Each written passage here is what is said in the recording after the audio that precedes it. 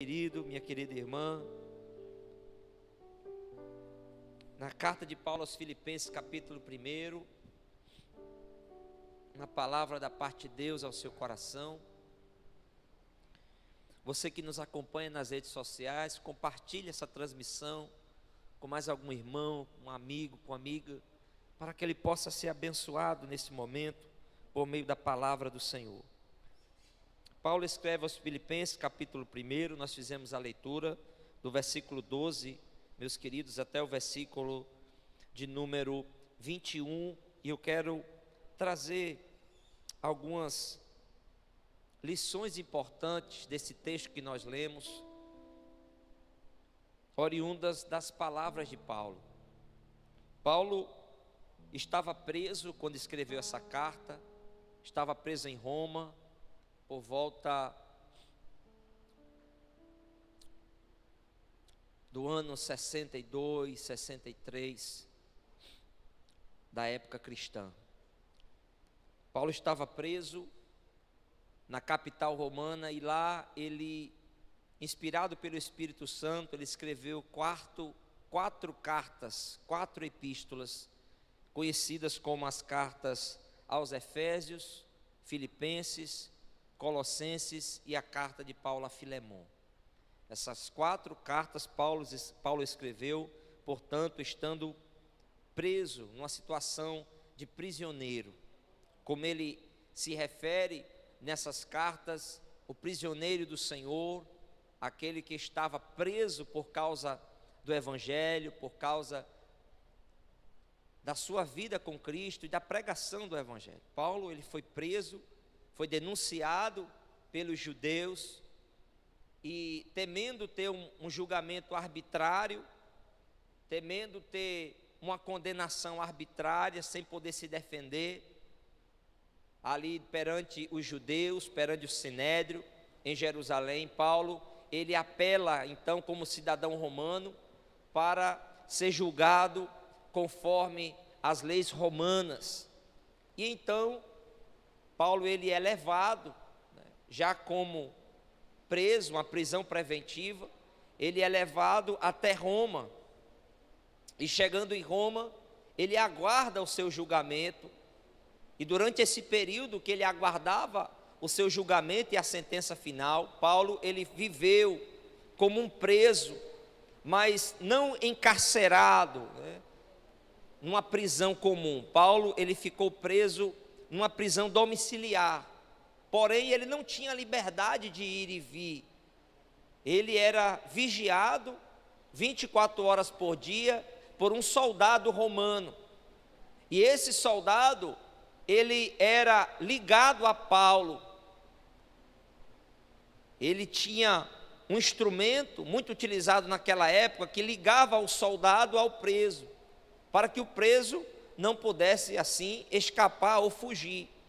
Então Paulo ele ficou preso durante aproximadamente 2 anos, nessa que é chamada a primeira prisão de Paulo, e durante esses 2 anos ele viveu em companhia, dia após dia, da guarda pretoriana, que fazia um revezamento de soldados. Muitos soldados então conviveram com o apóstolo durante esse tempo, ele preso, e todos os dias soldados se revezavam para fazer então ali a segurança, para garantirem que o apóstolo Paulo não seria atacado, não seria de alguma forma sofrer algum atentado por parte dos seus inimigos, portanto garantir a sua integridade física, para que ele fosse julgado da maneira correta pelas leis romanas, bem como para garantir que Paulo não fosse resgatado ou que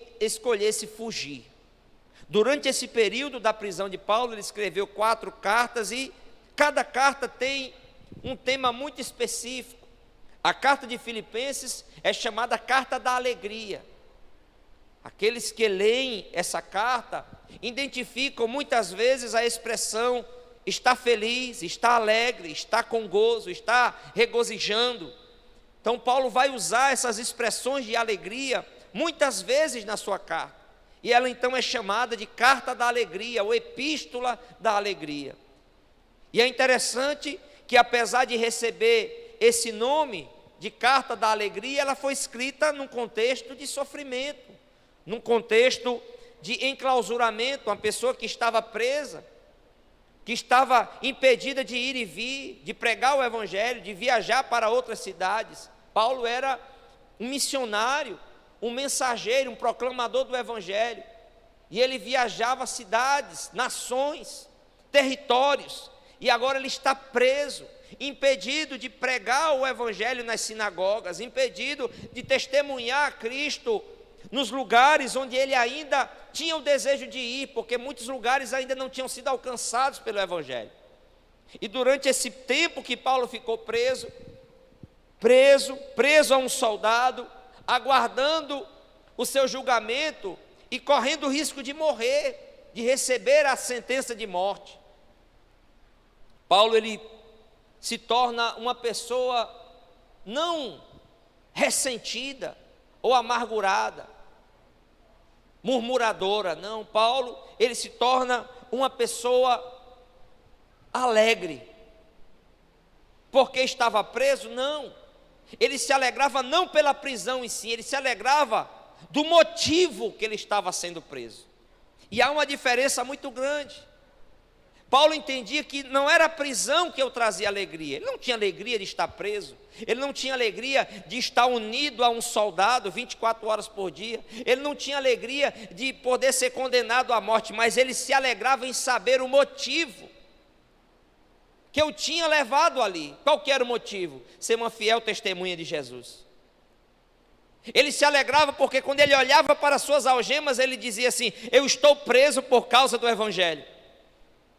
Eu não estou preso porque fui um malfeitor, eu não estou preso porque eu cometi algum erro, algum pecado, algum crime. Eu estou preso porque eu prego o evangelho. Eu estou preso não porque eu me escondi como cristão, mas eu me coloquei diante das adversidades. Eu corri o risco de pregar o evangelho. Eu não me calei, eu não me acovardei, eu não me escondi, eu não fugi. Não, eu decidi ser uma testemunha de Jesus. Eu decidi escolher proclamar a Cristo, mesmo que isso me custasse perseguição, mesmo que isso me custasse afronta, mesmo que isso me custasse agora essas algemas. Então Paulo se alegrava não pela prisão, mas porque ele estava sendo preso, porque ele estava na iminência de até receber uma condenação e ser morto por isso. Então não era a circunstância, porque tem muitas das vezes nós entendemos errado o texto, e é muito difícil você se alegrar com uma dificuldade, é muito difícil você se alegrar com uma adversidade, encontrar motivos para se regozijar, cantar, adorar a Deus, servir ao Senhor, passando por lutas, dificuldades, sofrimento, tribulações. Imagine preso, sem ter cometido nenhum crime, ou seja, preso injustamente, e acima de tudo, correr o risco de morrer. Como nós podemos nos alegrar? Não olhando para a situação, mas procurando em Deus enxergar algo que esteja acontecendo por meio daquelas algemas, por meio dessa dificuldade. Então Paulo entendeu: eu estou preso por causa do evangelho, eu estou preso porque eu sou testemunha de Cristo, eu estou preso porque eu sou fiel ao Senhor. E nós percebemos que isso aconteceu com os apóstolos em Atos, quando eles foram presos, foram castigados, e eles saíram glorificando a Deus e celebrando, porque eles se acharam dignos de sofrer por causa de Jesus.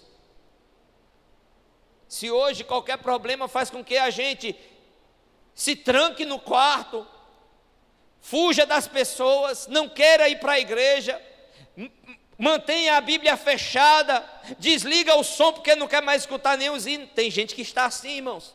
No momento da luta, do sofrimento, da dificuldade, ao invés dele se voltar para o Senhor com mais fé, pedindo graça, pedindo força, ele faz justamente o caminho contrário. Ele se tranca, ele se esconde, ele não quer que ninguém fale com ele. Se alguém manda uma mensagem, ele não responde. Se alguém manda um hino, ele não coloca nada de volta. Já percebeu que tem pessoas assim?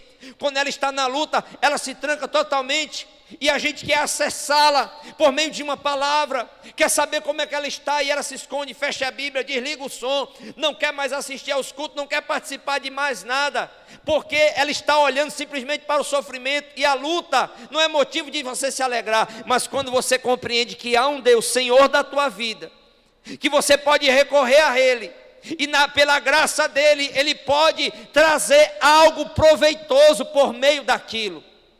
Então você não se alegra na dor, você não se alegra no sofrimento, você se alegra naquilo que Deus está fazendo por meio daquela luta. Você se alegra em quem você está se tornando em Deus por meio daquela dificuldade. Louvado seja o nome do Senhor. E Paulo, ele estava preso, mas ele entendeu: eu estou preso, mas a palavra não. Eu não posso sair daqui, mas as pessoas podem vir onde eu estou. E se alguém vir onde eu estou, eu não vou ser um prisioneiro amargurado, eu não vou murmurar, eu não vou lamentar, não vou dizer: olha, está vendo, eu fui tão fiel, agora estou preso. Olha, está vendo, eu visitei tantas pessoas, agora ninguém me visita. Olha, vocês estão vendo, eu evangelizei tanta gente e agora estou aqui desse jeito. Eu fui tão fiel ao Senhor e agora estou preso, posso morrer. Tem gente aí que vive um evangelho tão fraco, um evangelho tão morno. E aí você diz: a pessoa tem uma vida tão boa, não passa nenhuma dificuldade, e eu sou fiel, vivo na presença de Deus, procuro andar com fidelidade, e se você não tiver cuidado, você se torna uma pessoa contaminada pela prova, pelo sofrimento, pela adversidade. E eu já passei por isso, eu já vivi momentos da luta, da prova me amargurar. Eu já vivi momentos da dificuldade de querer me fazer parar, me colocar do lado, ficar quieto, não querer falar com ninguém. E às vezes se voltar até contra Deus, dizendo: mas Senhor, agora, justamente eu. Aí você se pergunta assim: eu faço tantas coisas na igreja, eu canto, eu ajudo, eu contribuo, eu sirvo. Tem gente que não serve nem para abrir um portão e está vendendo saúde. Está passando por todas as bênçãos materiais, e se você não tiver cuidado, você começa a analisar dessa maneira, e se esquece de que se você é fiel, se você está servindo a Deus, se você está andando na presença do Senhor, saiba que Deus está com você. Abra os seus olhos espirituais, e comece a perceber naquilo que Deus está fazendo, em quem você está se tornando, e como o Senhor está sendo glorificado através daquela situação. Então Paulo, ele escreve a carta da alegria num contexto em que todos nós poderíamos estar amargurados, tristes, com raiva, questionando o porquê daquilo, mas Paulo está lá, e ele escreve a carta aos Filipenses, e ele diz assim no versículo 12: quero ainda, irmãos, trazer o conhecimento de vocês, de que as coisas que me aconteceram, olhe bem, as coisas que me aconteceram, o que aconteceu? Ele foi preso na Judéia, ele foi humilhado na Judéia, ele foi envergonhado, ele foi no transporte dele da Judéia até Roma, sofreu naufrágio, foi parar numa ilha, quase morreu com uma picada de cobra. Quando ele chega em Roma, ele está lá aprisionado, ele estará em grilhões, tem um soldado do lado dele, e ele olhando para tudo isso que aconteceu, ele diz assim: as coisas que me aconteceram têm antes contribuído para o progresso do Evangelho. Você pode glorificar o nome do Senhor? Ele disse: não tem contribuído para a minha saúde. Veja bem qual é a preocupação de Paulo. Não tem contribuído para o meu bem-estar. Não tem contribuído para os meus projetos, para os meus planos, para aquilo que eu quero fazer. E aí quando eu olho para o ano 2020, eu não posso dizer que o que aconteceu até agora contribuiu para, de alguma forma, sonhos, projetos, planos, coisas que nós traçamos, ajudou isso. Não ajudou. Pelo contrário, se olhar do ponto de vista profissional, humano, o que aconteceu não contribuiu para nada. Mas Paulo diz assim: olha, eu não estou olhando para mim, eu não estou olhando da minha perspectiva, eu não estou olhando pelos planos, até porque ele tinha plano para viajar, ele tinha plano para conhecer outros lugares, ele tinha plano para visitar outros países, mas ele diz: é impressionante, mas eu quero deixar vocês tranquilos, eu quero acalmar o coração de vocês, aleluia. Um preso consolando quem está livre. Já pensou nisso? Um doente consolando um saudável, quem está na prova consolando quem está bem. Pois é isso que está acontecendo, é isso que a graça de Deus faz, é isso que acontece conosco, quando nós estamos vivendo na dependência de Deus e na presença de Deus. A pessoa chega para visitar você, chega com aquela cara de enterro, chega com aquela cara de velório, e aí quando ele chega lá, você surpreende, você diz assim: olha irmão, eu estou aqui, mas eu estou evangelizando, eu estou aqui, mas eu estou lendo a Bíblia, eu estou aqui, mas Deus tem falado comigo, eu nunca senti a presença de Deus como eu estou sentindo agora. Olha, a minha família está reunida, nós estamos adorando a Deus, e a pessoa diz: meu Deus, o que aconteceu com esse irmão? Aí você vai dizer: as coisas que me aconteceram têm contribuído para a glória de Deus. As coisas que me aconteceram têm contribuído para eu ser um crente melhor. Como diz o cearense, deixar de ser um crente paia.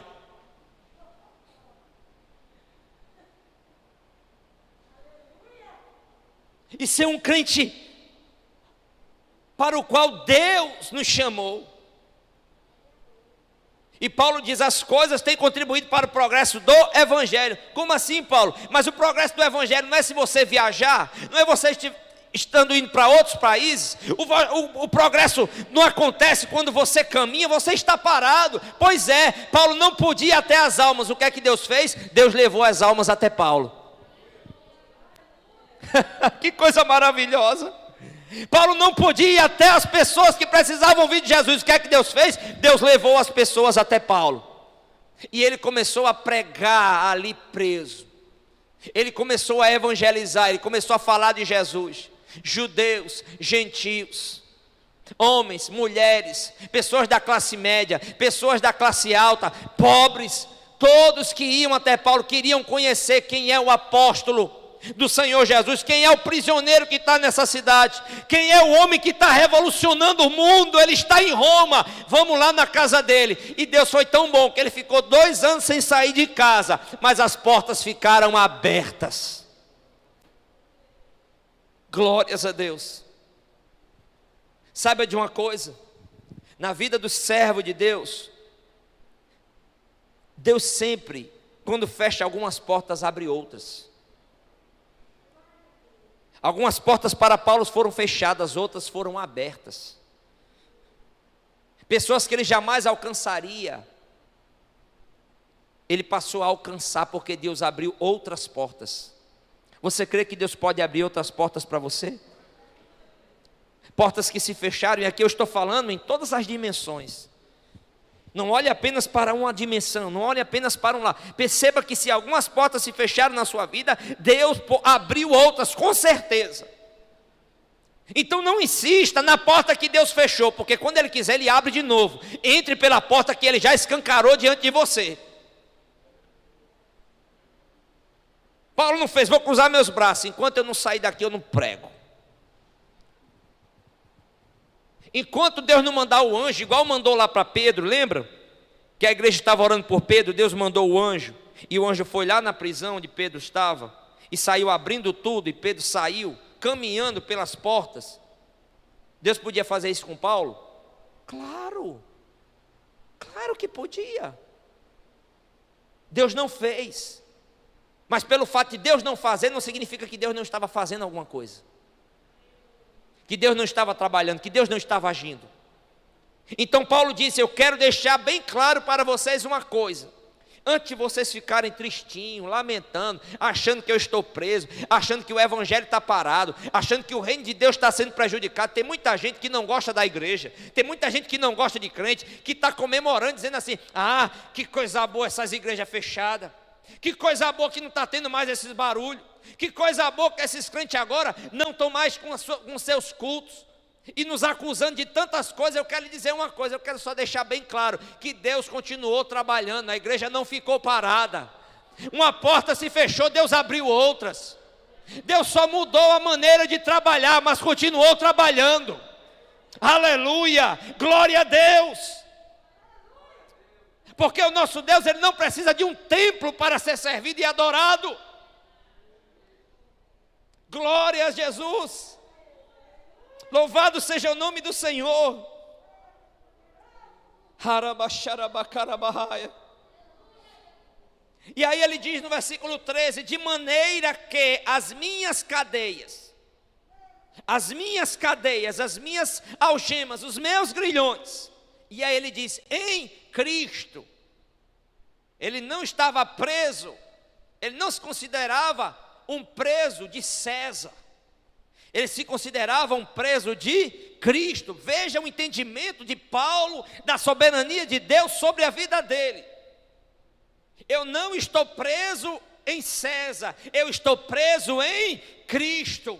Eu não estou preso porque as autoridades tiveram poder para fazer isso. Eu estou preso porque Cristo me conduziu a essa situação. Eu estou preso porque o Senhor está no controle, no comando da minha vida. E aí ele diz: se tornaram conhecidas de toda a guarda pretoriana e de todos os demais. A guarda pretoriana era a principal guarda do Império Romano, era a guarda do imperador. E Roma, na sede do império, claro, tinha a principal guarda pretoriana, a principal guarda romana. Paulo está preso, mas ele está tendo acesso aos principais soldados, guerreiros e combatentes do império. E o que é que ele está fazendo? Ele está pregando o evangelho àqueles homens. Ele está testemunhando a guarda romana, homens que tinham acesso direto aos homens mais importantes do império, homens que ocupavam funções de confiança, de segurança dos magistrados, dos governantes, dos procuradores. E Paulo estava o quê? Testemunhando a Cristo sobre esses homens, para esses homens. Paulo estava falando de Jesus para esses homens, e não só para eles, para todos os demais, quem fosse lá. Paulo pregava o evangelho, ele tornava Cristo conhecido. Então perceba que, no meio de uma prisão, Paulo escreve cartas. No meio de uma prisão, ele fala sobre alegria. No meio de uma prisão, ele entende que as suas cadeias estão contribuindo para o progresso do evangelho, prosperidade do evangelho. Talvez você não esteja enxergando nada de próspero naquilo que Deus está fazendo na sua vida, por meio dessa situação que nós estamos vivendo. Mas eu quero lhe dizer que está tendo progresso na sua vida. Você não está parado, você está progredindo. Comece a perceber onde você estava antes dessa crise e onde você está hoje. Você não está no mesmo lugar. Se você ficou firme na presença do Senhor, você continuou a caminhar, você continuou a ir em frente. E aí ele diz assim: e a maioria dos irmãos, olha que coisa maravilhosa. Não era só Paulo que estava sendo levado por Deus a testemunhar de Cristo, a falar sobre Jesus, a testemunhar Cristo para as pessoas. Não era só Paulo. Eu não tenho dúvida de que Deus fazia grandes coisas por meio de Paulo e continuaria fazendo. Nós estamos falando de um apóstolo, um homem que teve visões extraordinárias. Nós estamos falando de um homem de muita intimidade com Deus, mas ele vai dizer que a sua prisão, ele diz assim: a maioria dos irmãos, não todos, a maioria, a maior parte dos irmãos, estimulados no Senhor por minhas algemas, ousam falar com mais desassombro a palavra de Deus, falar com mais ousadia. Perceba uma coisa: tem gente que não vai sair de um nível de espiritualidade se ela não for tocada por um testemunho de alguém. Quem aqui já teve a sua fé fortalecida por causa de um testemunho de alguém, por causa de algo que alguém viveu, por causa de uma situação que você viu numa pessoa, e que você, mesmo sendo crente, mesmo lendo a Bíblia, você não conseguiu sair daquela sua vida, mas de repente, ao observar algo que estava acontecendo com alguém, algo mudou em você, uma luz acendeu, você despertou. E aí Paulo diz: olha, eu estou preso. Quem sabe Acontece muitas das vezes, o pastor prega, o pastor ensina, o pastor chama, a liderança trabalha, são tantos trabalhos, são tantas situações, são tantos cultos de doutrina, pregações, mensagens, Deus fala de tantas maneiras e a pessoa continua lá. Aí vem uma situação como essa, que nós vivemos e que ainda estamos vivendo, e aí acontece da pessoa despertar. E aí eu entendo que Deus, Ele trabalha de uma maneira extraordinária. Os planos de Deus, irmãos, os pensamentos de Deus, os propósitos de Deus, são extraordinários. São muito mais do que os nossos. Vão além da nossa compreensão, do nosso entendimento. Então Paulo disse, olha, sabe o que tem acontecido? A maioria dos irmãos, estimulados no Senhor, não sou eu, é Deus quem está fazendo. Mas as minhas algemas está dando coragem para o povo. Ora, mas não era para ser o contrário? Não era para ser o contrário, porque se Paulo está preso, alguém pode pensar assim, meu Deus, se Deus permitiu que o apóstolo fosse preso, imagina eu. Meu Senhor, se Paulo, que é Paulo, está preso, se prenderam Paulo, imagina eu, um coitadinho. Se Paulo, que é Paulo, está passando por tudo isso, imagina se eu for fazer. A maioria não pensou assim, a minoria talvez pensou, mas a maioria não pensou. A maioria disse assim, Paulo está preso, agora que nós vamos pregar mesmo. Aí eles querem encarar a igreja, e o Espírito Santo soprou um vento de poder, de ousadia, porque é só Deus que faz isso. Quem estava sentado, Deus colocou em pé. Quem estava deitado, Deus colocou de pé. Quem estava morto, Deus deu vida. Quem estava morno, Deus aqueceu.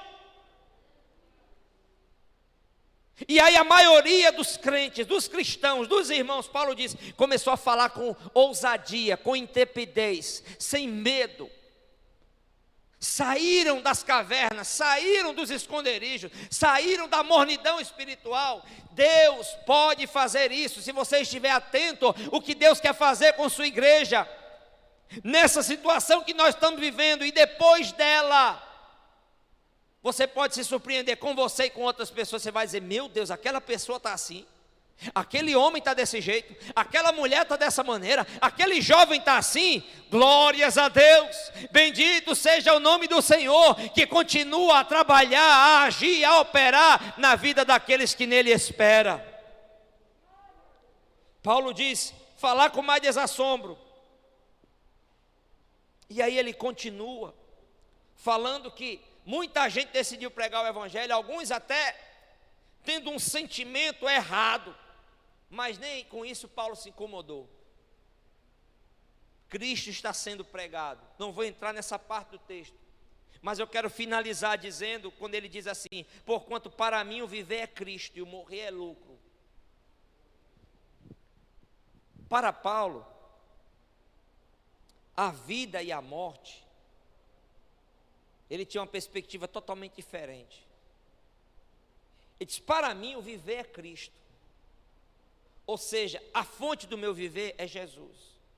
A motivação do meu viver é Jesus. Enquanto eu tenho fôlego, Jesus é o meu alvo, Jesus é a minha busca. Então, tanto vivendo como morrendo, Cristo ocupava o centro de Paulo. Se eu estou aqui, ele dizia, se o Senhor me livrar, eu vou continuar vivendo para Ele. Se Ele tirar minha vida, eu vou estar com Ele. Glória a Deus. Perceba o entendimento que Paulo tinha, que tanto vivendo como morrendo, ele encontrava uma maneira de se alegrar em Cristo. Se eu vivo prisioneiro, eu vou viver para Cristo com essas cadeias, com esses grilhões. Se eu for solto, vou viajar, vou pregar, vou fazer a obra de Deus, vou viver para Cristo. Paulo, e se não tiver jeito, se você morrer, ele não via a morte como um abandono de Deus.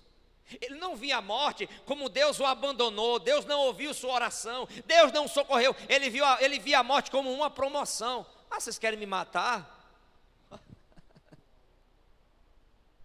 Ah, irmãos, que Deus nos dê essa perspectiva. Que Deus nos dê essa perspectiva, essa visão que Paulo tinha. Porque se alguém escolhesse matar, ele nem ia culpar Deus, porque Deus não o livrou. E ele dizia: olha, se eu viver, eu vou viver para Cristo. O que é que ele está querendo dizer? Não vou voltar atrás. Eu não vou negar Jesus para viver. A minha vida é Cristo. Eu não vou abandonar o Senhor. O que é que ele está querendo dizer? Se alguém quiser negociar comigo, olha, se você ficar quietinho, não pregar mais, se você não quiser mais evangelizar, a gente vai lhe soltar. Paulo não negociou isso. O meu viver é Cristo. Ficar vivo significa viver para Cristo. Ou seja, se vocês me soltarem, se eu sair dessa cadeia, se Deus me libertar, aí é que eu vou incomodar o inferno. Aí é que eu vou pregar. Mas tem uma coisa, se eu não sair, eu estou com Jesus. Se eu não voltar a estar com vocês, Paulo estava dizendo para aqueles irmãos em Filipos, eu estou com Cristo. Olha a perspectiva que Paulo tinha. Ele tinha segurança, de tal forma que a vida dele estava nas mãos de Deus. E viver está com Cristo, partir era também estar com Cristo. E ele falava ainda, é muito melhor. Muito melhor. Foi alguém que se desapegou por completo das coisas da terra. Não que ele não gostasse de viver, não que ele não amasse as pessoas, não tem nada a ver disso. É que Cristo era o centro de Paulo. Nada era mais importante do que Jesus. Realização pessoal, viagem, dinheiro, vida pessoal, não. Nada era mais importante. Cristo chegou a ocupar o centro da vida de Paulo. Não tinha sentido de viver para ele se não fosse para falar de Jesus, de viver para Jesus, de glorificar Jesus. Se ele não pudesse fazer isso, ele preferia estar com Cristo.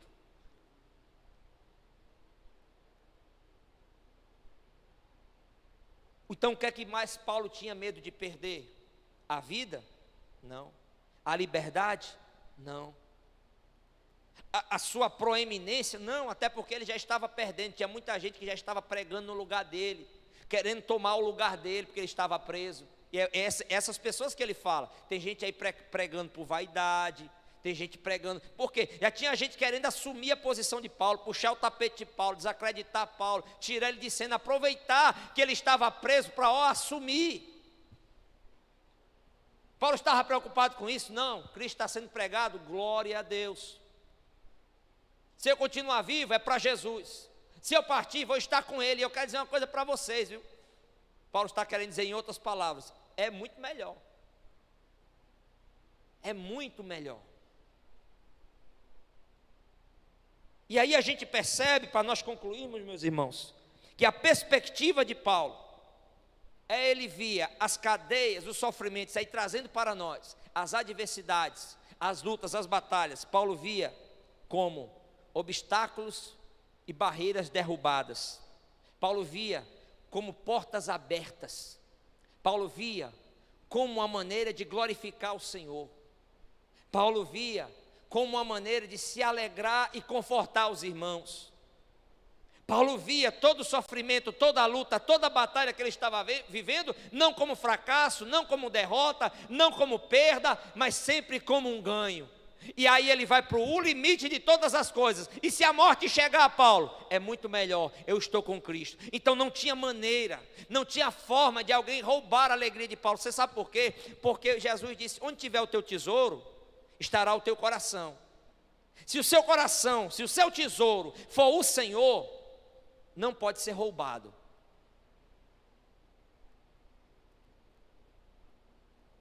Você sabe quando a gente perde alguma coisa e sofre muito? Você sabe por quê?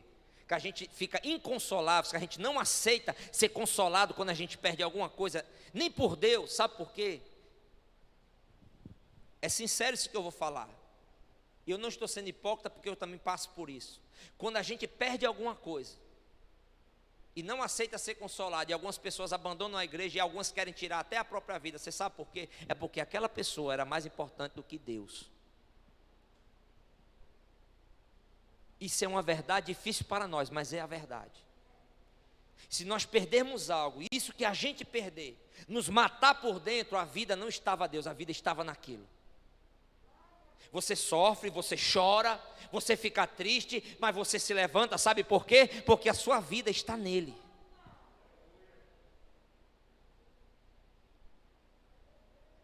Louvado seja o nome do Senhor. E Paulo nos ensina isso. Então, para a gente terminar, guarde isso. Algumas situações não podem ser mudadas por você. Nós não podemos mudar muitas situações que acontecem. Não. Tem irmão que diz: não aceito a igreja desse jeito, não aceito comar. Meu irmão, nós não podemos mudar algumas situações. Mas também não podemos ser parados simplesmente por elas. Como que eu posso ir? Eu vou. Deus vai ser glorificado também através disso. Não podem ser mudadas. Mas todas as situações podem ser usadas para a glória de Deus. Em toda e qualquer situação, Paulo vivia para Cristo. Guarde isso no seu coração. Quando você estiver em bonança, quando estiver prosperando, quando tudo estiver dando certo, lembre-se de Jesus, viva para Cristo. Quando as coisas ruins chegarem, viva para Cristo. Centralize a sua vida em Cristo. Coloque cada dia Ele um degrau mais alto na sua vida. Vá tirando tudo aquilo que está ocupando o lugar que pertence a Ele. Porque, independentemente do que acontecer, nada pode tirar a alegria, o gozo, a esperança, a confiança daquele que está firmado em Cristo e que tem Cristo como alvo maior da sua vida. Louvado seja o nome do Senhor. Que Deus nos abençoe nessa manhã. Que a sua palavra possa encher o nosso coração, nos alimentar e nos levantar. E saiba que se Paulo deu essa palavra estando preso, não é porque ele era apóstolo. Lembra de Tiago? Ele disse assim: Elias era um homem igual a nós, semelhante a nós, sujeito às mesmas paixões.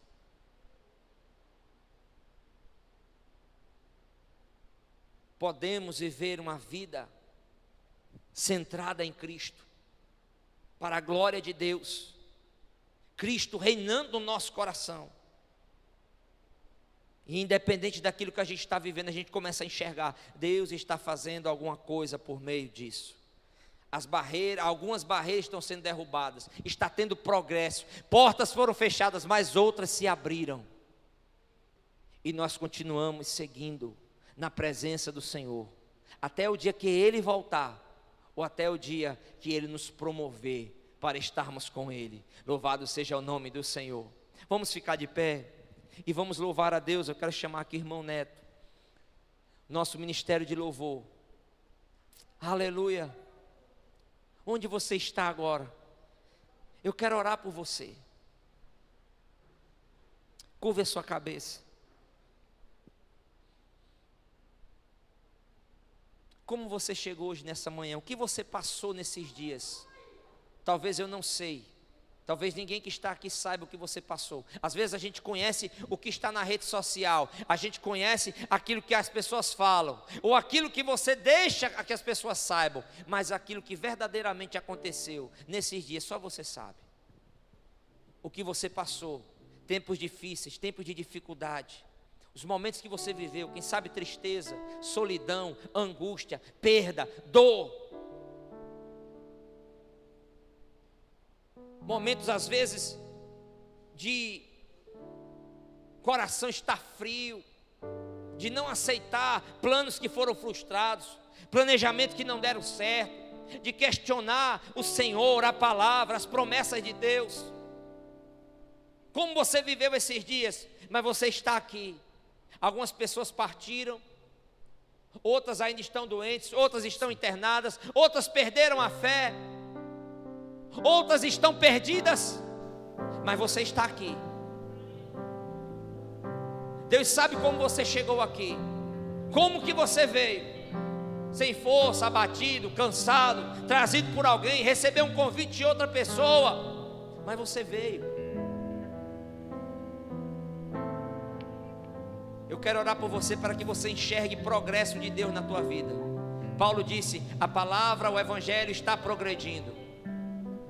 Eu vou orar para que você enxergue portas abertas, ainda que outras estejam fechadas. Eu vou orar para que você consiga se alegrar a despeito das circunstâncias, mas se alegrar em Cristo, porque Ele está com você, porque Ele morreu por você, porque Ele ressuscitou por você e porque Ele virá para você.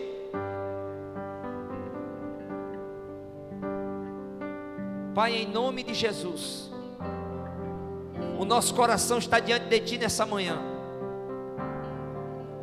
e diante de Ti, Senhor, colocamos o nosso coração e pedimos para que o Senhor o visite, porque o coração é o centro da nossa vida. De onde vêm as saídas, de onde vêm os planejamentos, de onde vêm os propósitos, de onde vem o contentamento, a força, a coragem, a ousadia, de onde vêm também os maus pensamentos, a tristeza, a angústia, a amargura, o ressentimento. Senhor, visita o nosso coração nessa manhã e coloca em nós um coração igual ao do apóstolo, que mesmo preso enxergava as portas abertas, que mesmo preso enxergava progresso na vida dele e na vida das pessoas que estavam ao seu redor, que mesmo preso enxergou Deus trabalhando por meio daquelas circunstâncias, que mesmo preso deu uma das declarações mais belas de toda a Bíblia: porque para mim o viver é Cristo e o morrer é lucro. Que mesmo preso estava livre, com a alma leve, com o coração agradecido, com a alma feliz na presença do Senhor. Que mesmo preso escreveu 4 cartas que edificam a igreja por mais de 2000 anos. Que mesmo preso não deixou a igreja voltar atrás, mas pelo contrário, por meio da sua prisão, a igreja caminhou, os fracos se fortaleceram, os cansados foram renovados, os abatidos foram alegres, e a igreja continuou a sua marcha. Nós estamos aqui para adorar o nome do Senhor, então adore a Ele nessa manhã. Saia dessa manhã aqui tocado por Deus, renovado pelo Senhor, para ter uma semana diferente de todas as outras semanas que você já teve nessa pandemia. Uma semana centrada em Cristo, uma vida dependente totalmente dEle. Vamos